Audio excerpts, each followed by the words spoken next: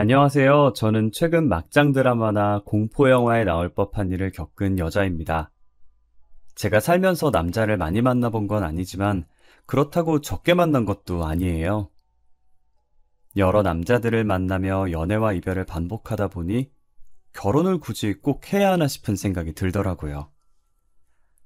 어른들이 보통 남자를 만날 때 그놈이 그놈이라는 말 많이 하시잖아요. 그 말처럼 연애를 해보니 다 그놈이 그놈같이 똑같게 느껴져서 점점 결혼 생각이 없어지더라고요. 그런데 그런 생각을 꺾게 만든 게 남편이었어요. 저희 남편을 만나면서 참 특이한 사람이다, 같이 살면 재밌겠다라는 생각을 하다가 어느새 결혼까지 하게 되었네요. 남편은 제게 고백했던 것도 보통의 고백과는 많이 달랐어요. 소연 씨, 저 오늘 아니면 이 말 영원히 못할 것 같아서요. 무슨 말인데요? 도대체 무슨 말이길래 표정이 심각해요? 데이트를 마치고 집으로 가는 길에 남편이 제 손목을 잡고 돌려 세우더니 뜸을 들이고 머뭇거리는 거예요. 저는 드디어 남편이 제게 고백한다는 생각에 마음이 들떠 있었어요. 고백하면 바로 받아주겠다며 속으로 쾌재를 부르고 있는데 대뜸 자신의 가정사를 말하더라고요. 소연 씨, 저는 남들과는 다르게 부모님이 안 계세요. 두 분 다 오래전에 돌아가셨거든요. 네? 저는 상혁 씨가 겉보기엔 밝아 보이셔서 그런 아픔이 있는지 몰랐어요. 그런 표정으로 보실 필요 없어요. 오래된 일인걸요. 제가 가족에 대한 정이 뭔진 잘 모르지만 소연 씨한테 어떤 남자들보다도 더 잘해줄 자신 있어요. 저 믿고 한번 만나보실래요? 네, 좋아요. 저는 상혁 씨가 어떤 사람이든 어떤 생활을 했든 저는 아무 상관없어요. 그런 건 전혀 중요치 않거든요. 앞으로 제가 상혁 씨 가족이 되어줄게요. 부모님이 오래전에 돌아가셨다고 고백하는 남편에게 해줄 것이 없어서 가만히 안아주었어요. 솔직히 두 분 다 안 계시다는 말에 조금 놀란 건 사실이에요. 하지만 당사자 앞에서 그걸 티내면 남편이 기분 나빠할 것 같아 속으로만 놀랬었죠. 오히려 충격 고백에 남편은 정말 진솔한 사람이었고 저를 진심으로 사랑한다는 걸 느꼈어요. 본인의 약점까지 전부 드러낼 정도로 저를 많이 믿는 것 같아 더 좋아해버렸죠. 보통 저희 나이가 되면 이제 결혼까지 보고 연애를 할 텐데 부모님이 안 계시다고 하면 망설이는 사람들이 간혹 있잖아요. 당사자들은 상관없겠지만 부모님들이 옛날 분이시라 부모 없는 사람과의 결혼을 안 좋아할 수도 있으니까요. 저희 부모님은 옛날 분이신 것 치고는 나름 신세대 마인드이신 편이지만 아직까지도 고지식하신 면이 없지 않아 있으세요. 분명 결혼을 한다고 하면 부모님이 안 계시다는 이유로 반대를 하실 거라 예상되는데 저는 부모님을 꺾을 자신이 있었어요. 남편은 당시 조그만 원룸에서 살고 있었어요. 혼자 사는 남편이 안쓰럽기도 하고 외로워 보이기도 해서 매일 자취방에 찾아갔고 항상 양손 가득 음식을 들고 갔어요. 짠! 나 기다렸지? 오늘도 반찬 양껏 가지고 왔어. 오빠 계란말이 좋아하잖아. 계란말이 많이 먹으라고 한 통 가득 가지고 왔어. 안 그래도 된다니까 매번 미안하게. 고마워. 소연이 너 때문에 내가 사는 것 같아. 너 없었으면 진짜 어쩔 뻔했어. 그러게. 오빠 나 없었으면 어쩔 뻔했어? 이거 다 먹으면 말해. 미안해서 또 말 안 하고 그러지 마. 내가 좋아해서 하는 거니까 미안할 필요 없어. 전날 마트에서 사놓은 식자재로 새벽부터 반찬을 만들어 놓고 남편 집으로 가져다 줬어요. 남편은 항상 미안해했지만 제가 준 반찬을 깨끗하게 다 먹고 빈통을 꺼내 놓더라고요. 식탁 위에 올려진 빈통을 보면 맛있게 먹어준 것만으로 너무 감사했어요. 그러다 한 번은 제가 주말이기도 하고 게으름을 부리고 싶어서 저녁에 찾아간 적이 있었어요. 역시나 양손 가득 들고 온 무거운 반찬통들을 내려놓고 남편 집 앞에 서서 벨을 눌렀는데 분명히 안에 있을 남편이 아무리 벨을 눌러도 문을 안 열어주는 거예요. 제가 문을 살짝 두드리면서 남편을 외치니 그제서야 문이 열리기 시작하더라고요. 뭐야, 집에 있으면서 왜 문을 안 열어줘? 내가 몇 번이나 벨을 눌렀는데. 아, 다른 사람인 줄 알았어. 올 거면 연락이라도 하고 오지. 내가 언제는 연락하고 왔었나? 여기 찾아올 사람이 나 말고 또 있나 봐? 아니야, 그런 거. 우와, 오늘도 내가 좋아하는 반찬들 많네? 진짜 맛있겠다. 메추리알 먹고 싶었던 거 어떻게 알았지? 남편 집에 올 사람이 없는데 다른 사람인 줄 알고 문을 안 열었다길래 내심 누군지 궁금했었죠. 제가 이 야심한 밤에 누가 오냐고 물었지만 오히려 시선을 회피하고 제가 들고 온 반찬을 손가락으로 집어먹더라고요. 제 성격이 단순해서 당시에는 더 파고들 생각을 하지 않았고 그저 제 반찬을 맛있게 먹는 남편을 흐뭇하게 봤었어요. 반찬을 냉장고에 넣어주고 간단하게 남편의 집을 치워준 후 집으로 돌아가려고 신발을 신고 있었어요. 남편은 가려는 저를 다급하게 부르더라고요. 저기 소연아! 응? 왜? 나한테 할 말이라도 있어? 다음부터는 오늘처럼 저녁 시간에 오지 마. 위험하잖아. 지금도 봐. 벌써 밖이 어둡잖아. 으이그, 알겠어. 지금도 이러는데 우리 결혼하면 오빠 진짜 팔불출되는 거 아니야? 세상이 하도 흉흉하니까 그렇지. 항상 조심하고. 알겠지? 내가 한두 살 먹은 어린애도 아니고. 알겠네요. 남편은 제게 다음부턴 저녁 시간에 오지 말라고 당부하고 또 당부했어요. 저는 하도 말이 많은 세상이다 보니 저녁에 돌아다니다 제게 무슨 일이라도 생길까 진심으로 걱정돼서 한 말인 줄 알았어요. 그렇게 2년 정도 남편과 연애를 하고 드디어 결혼을 하기로 약속을 했어요. 남편은 돈을 열심히 모아서 얼른 집 사야 한다며 최대한 외출도 줄이고 밖에서 밥도 잘 안 사 먹는 양반이었어요. 물론 데이트도 제 자취방이나 남편 자취방에서 영화 보고 배달음식 시켜 먹는 게 다였는데 어느 날 남편이 자취방이 아닌 레스토랑에서 저를 부르더라고요. 뭐야? 보너스라도 받았어? 갑자기 웬 레스토랑? 레스토랑도 레스토랑인데 우리 밖에서 만나는 거 진짜 오랜만 아니야? 그러게, 얼마만이지? 마지막으로 밖에서 데이트한 게 언제인지도 기억도 안 날 정도네. 뭐야, 오빠. 레스토랑이라고 꾸미고 나온 거야? 머리도 올렸네? 그러는 너는? 매일 추리닝 입다가 오늘 원피스 입고 나와놓고 어디서 사돈 낱말하고 있어. 나 향수도 1년 반 만에 뿌려보잖아. 그래도 레스토랑인데 패션에 힘 좀 써야지. 안 그래? 그래서 뭔데? 왜 레스토랑에서 보자고 한 거야? 진급했어? 저는 간만에 밖에서 데이트하는 거라 많이 들떴었어요. 그리고는 화장을 수정하려고 가방에서 립스틱을 꺼내 바르고 있었어요. 남편은 제가 들고 있던 거울 밑으로 조그만 상자를 내밀더라고요. 저는 사이즈만 봐도 반지 케이스인 걸 눈치를 챘고 너무 놀라서 순간적으로 립스틱을 떨어뜨리고 소리를 질러버렸어요. 제 목소리에 사람들이 저희를 쳐다봤고 저는 입을 막은 채 쳐다보는 사람들에게 죄송하다고 고개를 숙였어요. 이거 뭐야? 반지 아니야? 맞아, 열어봐. 너가 좋아할 것 같아서 사봤어. 너무 이쁘다. 나 반지 선물 처음 받아봐. 이거 커플링이야? 결혼 반지 겸 커플링?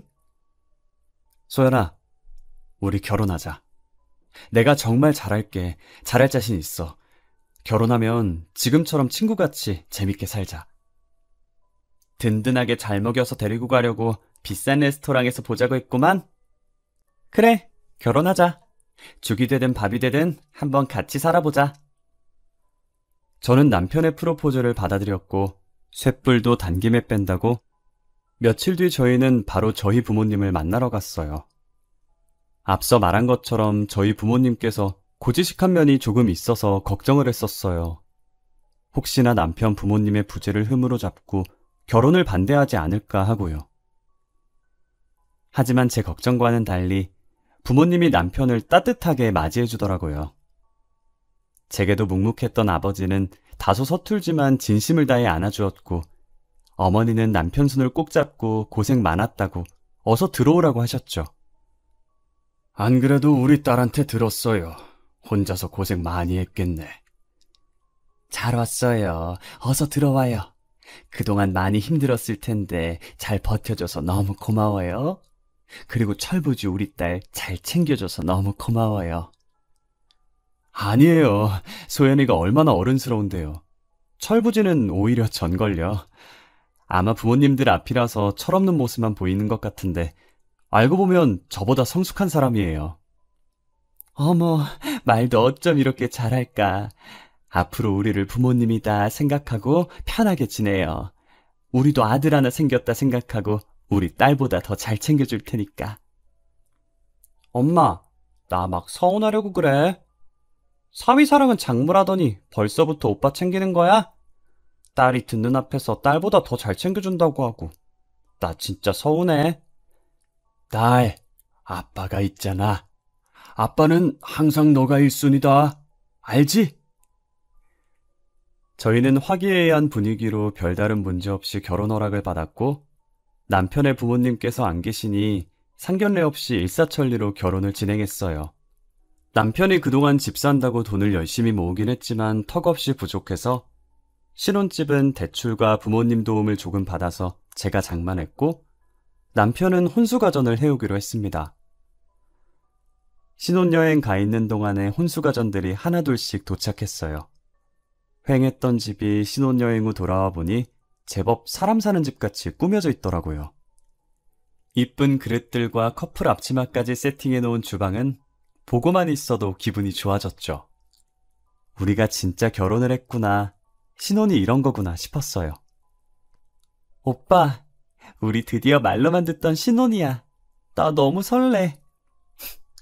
그렇게 좋아? 아주 입이 귀에 걸렸네. 당연히 좋지. 오빠는 안 좋아? 사놓은 접시들이 너무 귀엽다. 그치? 우리 맛있는 거 많이 해 먹자. 나도 좋아. 우리 앞으로 이 접시가 닳아서 없어질 때까지 여기다 음식 올려서 먹자. 좋지. 나 요리 잘하는 거 알지? 오빠 완전 봉 잡은 거야. 일 잘하지, 요리 잘하지, 거기다 청소랑 빨래도 잘해. 진짜 못하는 거 없는 와이프 만난 거야. 저희는 여느 신혼부부들처럼 알콩달콩 깨를 볶으며 이쁘게 살았어요. 하지만 그것도 잠시. 저희가 결혼한 지 1년이 지났을 때 등장한 불청객 한 명 때문에 저희의 결혼 생활에 금이 가기 시작했어요. 당시 남편은 출근하고 저는 연차를 써서 혼자 집에 있었거든요. 택배 올 것도 없는데 누군가 저희 집 배를 누르는 거예요. 처음엔 남편인 줄 알고 문 열려고 방에서 불이 나게 나왔어요. 하지만 시간을 보니 남편이 올 시간도 아닐 뿐더러 만약 남편이라면 비밀번호를 입력해서 들어오지 굳이 배를 눌러서 제가 나올 때까지 기다리지 않잖아요. 저는 문을 열어주지 않고 문 쪽을 쳐다봤어요.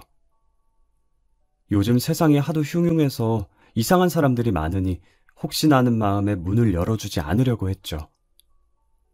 벨이 2번 정도 더 울렸지만 문을 열어주지 않았고 얼마 지나지 않아서 문 두드리는 소리가 들리더니 간간히 남편 이름을 부르는 목소리가 들리더라고요. 아무래도 남편이랑 아는 사람인 것 같아서 문을 열어줬어요. 제가 문을 열었더니 바로 앞에 할머니 한 분이 서 있더라고요. 상자 접어둔 게 몇 개 담긴 리어카까지 끌고 온 게 아무래도 폐지를 줍는 할머니 같았어요. 무슨 인연인지는 모르겠지만 남편과 안면이 있는 할머니인가 싶었어요. 아, 못 보던 아가씨네. 그 짝이 우리 상혁이 신보인가? 네, 그런데요. 저희 오빠랑은 무슨 사이시길래 저희 집까지 오신 거예요? 나는 상혁이 애미지. 상혁이가 내 아들이요. 그게 무슨 소리예요? 저희 남편은 가족 없어요. 오래전에 돌아가셨다고 들었는데. 아니요. 내가 이렇게 두 눈 똑바로 뜨고 있는데 죽긴 뭘 죽어. 우리 영감도 아직 잘 살아있구만. 상혁이가 아가씨한테 말 안 했나 보네. 저는 이 상황이 너무 당황스러웠어요. 대뜸 리어카 끌고 와서 남편 찾는 할머니도 너무 당황스럽고 그 할머니가 자신이 남편의 친모라고 주장하는 것도 모두 황당했어요. 제가 무슨 반응을 보여야 할지 몰라서 문을 붙들고 할머니만 쳐다봤고, 할머니는 다리 아프게 계속 자신을 여기다 세워둘 거냐고 집 안에 들어오려고 하시더라고요. 때마침 남편이 퇴근을 해서 집으로 들어오고 있었고, 문 앞에 서 있는 저와 할머니를 보고 당황스러운 듯 보다가 저희 쪽으로 뛰어왔어요. 지금 여기서 뭐 하시는 거예요? 왜 여기까지 찾아왔어요? 이 정도 했으면 된 거 아니에요? 제가 이만큼 피해 다녔으면 제발 그만하고 가세요. 상혁아, 이 애미 한 번만 살려다오. 내가 얼마나 급하면 여기까지 찾아왔겠냐. 오죽 급했으면 이러겠냐고. 제발 애미 한 번만 살려주면 안 되겠어? 남편은 자신에게 매달리는 할머니를 매정하게 내쫓았고 그대로 현관문을 닫아버렸어요. 갑자기 벌어진 일에 놀라서 다시 문을 열려고 하는데 남편이 제 앞을 막더라고요. 뭐 하는 거야, 오빠? 오빠 친어머니라고 하던데 그렇게 내쫓으면 어떡해? 누가 내 어머니야? 내 어머니 아니야. 내가 전에 말했잖아. 부모님 돌아가셨다고. 미친 사람이니까 저 사람 말 들을 필요 없어. 처음 보는 남편의 단호한 표정에 기가 눌려서 저는 아무 말도 할 수 없었어요. 남편이 연애를 할 때부터 지금까지 제게 한 번도 화낸 적 없던 터라 그날은 아무 말 없이 하루 종일 남편 눈치만 봤어요. 다음 날 주말이었고 남편이 친구를 만나러 가고 없을 때 할머니가 다시 찾아왔더라고요. 저는 문 앞에서 왔다 갔다 하며 열어줄까 말까 한참을 고민했어요. 무슨 사연인지 궁금해서 바로 문을 열어주고 싶다가도 제가 할머니를 만났다는 걸 알면 남편이 싫어할 것 같아서 많이 망설였어요. 하필 제가 궁금한 건 못 참는 성격이라 두 눈 꼭 감고 문을 열어버렸어요. 그리고 서서 할 얘기는 아닌 것 같아 할머니를 저희 집 안으로 들어오게 했어요. 물 한 잔을 할머니께 건네면서 남편과는 무슨 사이인지 여쭤봤어요. 혹시 실례가 안 된다면 저희 남편과 어떤 사이인지 자세히 설명해 주실 수 있나요? 안 그래도 그거 말해주려고 찾아온 거요. 나는 어제 말했다시피 상혁이 애미, 그리고 상혁이 애비는 사고로 식물인간이 돼서 지금 병원에 누워있고. 식물인간이요? 아니 어쩌다. 그건 너가 자세히 알 거 없고 내가 어제 찾아온 건 너무 급해서 어쩔 수가 없었어. 미안하다. 급하게 돈이 필요한데 내가 부탁할 곳이 아들밖에 더 있겠냐. 무슨 돈이 필요하시길래. 우리 상혁이한테 여동생이 하나 있는데 그것이 사고를 쳐서 임신을 한 거예요. 돈이 없어서 결혼식도 못 올리고 지 신랑이랑 따로 살고 있더라고. 아가씨 남자친구 쪽에서는 지원 못 해주신대요? 우리 집 가난한 집안이라고 결혼 허락도 안 해주는데 지원을 해주겠어?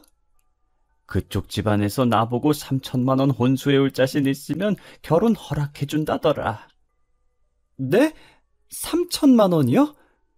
그래, 3천만 원. 내가 당장 3천만 원이 어디 있겠어. 그래서 염치 없는 거 알지만 울며 겨자 먹는 심정으로 여기까지 오게 된 거요. 혹시 3천만 원 있으면 어떻게 안 될까? 제가 3천만 원이 어디 있어요. 그리고 이건 제가 혼자 결정할 문제가 아닌 것 같아요. 제가 남편한테 말해볼 테니까 일단은 댁으로 돌아가 계세요. 아유, 고마워. 꼭 우리 아들한테 말 좀 잘 부탁함세. 저는 초면에 3천만 원 드리기도 못하고 3천만 원이 결코 적은 액수는 아니니 혼자서 결정할 문제가 아닌 것 같아서 일단 시어머니라고 주장하는 할머니를 돌려보냈어요. 남편은 할머니가 다시 찾아왔었다는 제 문자에 친구랑 놀다가 불이 나게 집으로 달려왔더라고요. 얼마나 뛰었던지 숨 넘어갈 듯이 헐떡거리면서 들어왔어요. 남편 이마에 맺힌 땀을 닦아주면서 할머니에게 들은 얘기를 남편에게 해줬어요. 아무 말 없이 고개만 끄덕이며 제 말을 듣다가 한숨을 내쉬더라고요. 사실 그 사람 친어머니 맞아. 내가 어릴 때 가난했었거든. 지금도 가난하고. 20살이 되던 해에 새 인생 살고 싶어서 부모님과 연 끊고 집에서 도망쳐 나왔었어. 그랬구나. 아버님은 지금 식물인간이라고 하시던데.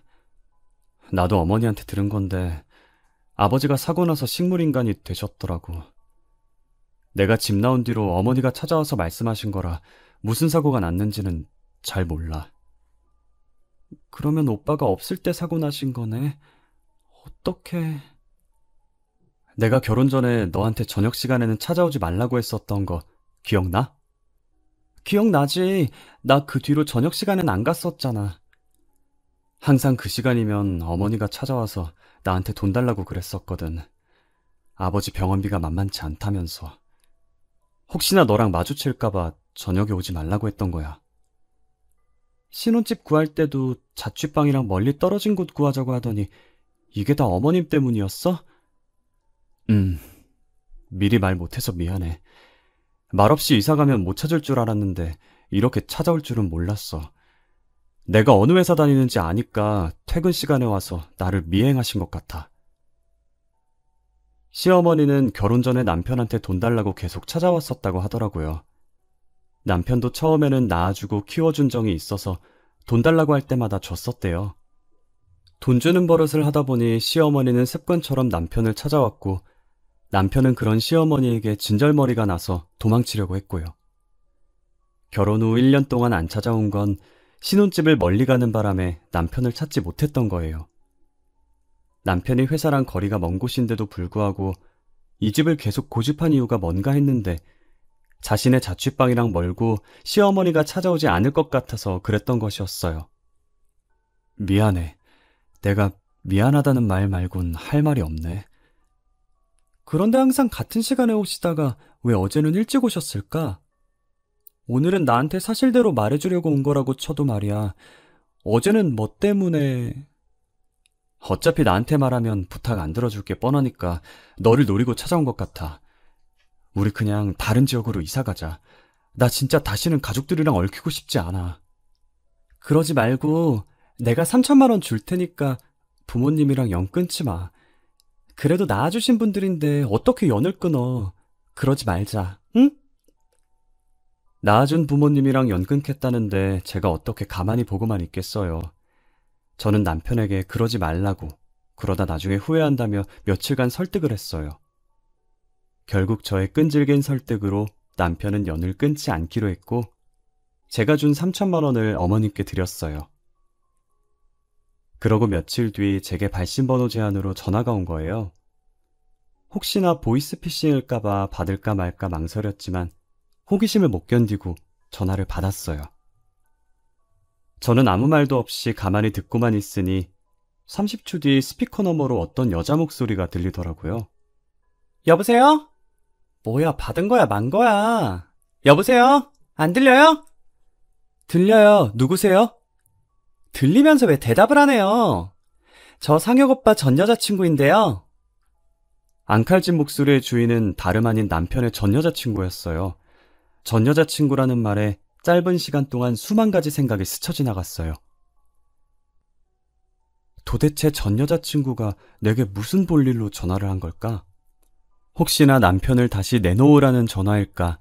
짧은 순간에 막장 드라마 한 편 만들었죠. 그래서요? 전 여자친구분이 무슨 일로 저한테 전화 주신 거죠? 궁금한 게 있어서요. 제가 2년 전에 상혁 오빠랑 결혼까지 약속했었거든요.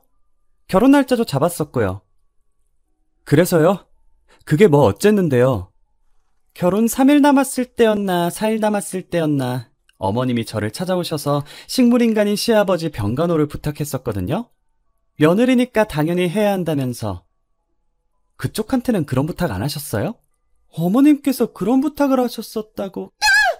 왜 그래요? 무슨 일 있어요? 왜 갑자기 소리를 지르고 그래요? 귀 아프게.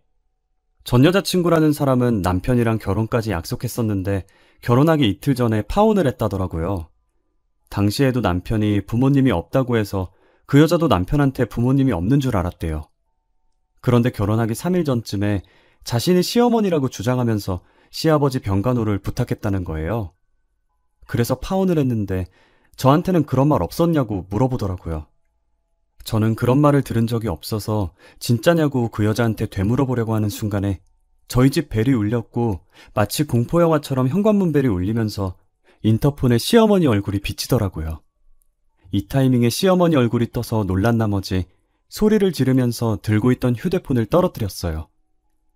소리 지른 게 바깥까지 다 들렸는지 제가 있다는 걸 알고 시어머니는 문을 미친 듯이 두드렸어요. 벨을 눌렀다가 문을 두드렸다가 진짜 공포영화 한 장면인 것처럼 난리도 아니었어요. 제가 문을 열어주지 않자 스스로 열어보려고 손잡이를 잡고 계속 돌리는데 덜컹거리는 소리가 너무 선명하게 들려서 공포감이 들었어요. 저는 떨리는 손으로 문을 열었고 시어머니는 웃으면서 집 안으로 들어오더라고요. 그러더니 자연스럽게 거실에 있는 소파에 앉으시더니 제게 종이를 내미는 거예요. 내가 괜히 너한테 부탁할 게 있어서 왔구만. 이거 받아. 팔 떨어져. 어머님, 이게 뭐예요? 내가 글자 몇 개 적어봤는데 한번 펼쳐봐. 시어머니께서 건넨 종이를 조심스럽게 펼쳐서 봤는데 안에 뭔가가 적혀 있더라고요. 병원 이름과 호실, 그리고 시아버지의 이름으로 보이는 사람 이름 하나가 적혀 있었어요. 저는 이미 남편의 전 여자친구에게 들은 게 있으니 설마 하는 마음으로 시어머니를 쳐다봤어요. 뭐예요, 이거? 이걸 왜 저한테... 뭐긴 뭐요. 네 시애비 있는 병원이지. 밑에 있는 이름은 네 시애비 이름. 거기에 적힌 병원으로 가면 그 이름 적힌 병실이 있을 게다. 내일부터 거기 찾아가면 돼. 제가 여길 왜 찾아가요? 내가 거길 왜 찾아가라고 하건디? 눈치가 이렇게 없어서요, 원. 며느리가 시아버지 보는 건 당연한 의무 아니겠어? 앞으로 네가 찾아가서 병간호해. 결국 시어머니께서는 이걸 노린 것이었어요. 남편한테는 돈을 노리고 며느리한테는 시아버지 병간호를 노린 거죠. 그동안 남편이 왜 부모랑 연을 끊으려고 했는지 잘 알겠더라고요. 저는 병원이 적힌 종이를 찢어서 시어머니 얼굴에 던졌어요. 이것이 지금 뭐 하는 거요? 이게 어디서 배워먹은 버르장머리냔 말이요? 저 내일 당장 변호사 찾아가서 이혼 절차 밟을 거예요. 이혼하면 더 이상 며느리 아니죠? 저는 며느리가 아니라서 병간호할 수 없으니 어머님이나 실컷 하세요. 이게 지금 뭐라고 하는겨? 그리고 여긴 제 집이니까 나가주시겠어요? 남이 저희 집에 있는 거 굉장히 불쾌하네요. 저는 이제 이혼할 거라고 더 이상 며느리 아니니 시아버지 병간호를 할 수 없다며 시어머니를 집에서 내쫓았어요. 그리고 퇴근하고 들어온 남편에게 시어머니와 있었던 일을 이야기했고 이혼을 하자고 했어요. 우리 이혼하자. 오빠가 좋은 사람인 거 너무 잘 알아. 하지만 어머님이 살아계신 한 우리가 아무리 이사를 가도 어떻게든 찾아서 쫓아오실 뿐이야. 나는 어머니 감당 못하겠어. 그래, 그러자. 이혼해. 내가 대신 사과할게. 정말 미안해. 저는 남편과 합의 이혼을 했고 재산 분할이나 위자료 없이 정말 깔끔하게 이혼을 했어요. 집은 제가 산 거라 남편만 짐을 챙겨서 나갔어요. 남편은 그동안 모은 돈으로 어찌저찌 투룸 전세를 구했더라고요. 혼수 가전들은 남편이 해온 것이니 전부 남편의 집으로 보내줬어요. 이혼한 지 3일째 됐을 때 제 통장에 3천만 원 입금 알림이 와서 봤더니 남편인 거예요. 이게 무슨 돈인가 싶어서 놀라서 이혼 후 처음으로 전화를 했어요.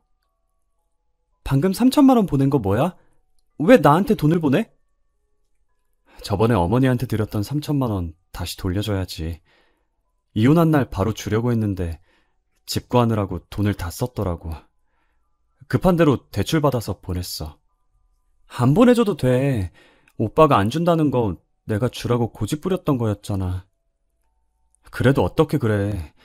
어차피 정리하는 거 깔끔하게 하는 게 낫지. 그동안 미안한 일만 많았네. 과거는 다 잊고 새롭게 시작해.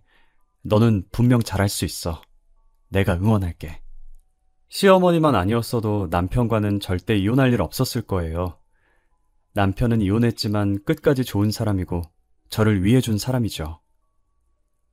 남은 제 인생에서 이런 남자를 다시 만날 수 있을지 모르겠네요. 시어머니는 저희가 진짜 이혼을 했다는 걸 알았는지 더 이상 저를 찾아오지 않았어요. 저는 아직도 그때를 잊지 못해요. 인터폰에 웃고 있는 시어머니의 얼굴이 비치던 그때를 말이에요. 이혼의 이유가 남편을 잘못 만나서 헤어진 건 아니지만 잘못된 시어머니를 만날까봐 무서워서 아직 재혼은 꿈에도 못 꾸고 있네요. 남편이 숨기지 않고 솔직히 말했다면 제가 결혼을 했었을까요?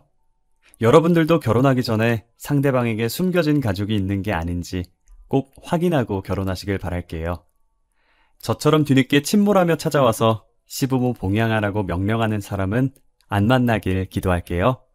제 사연 읽어주셔서 감사합니다.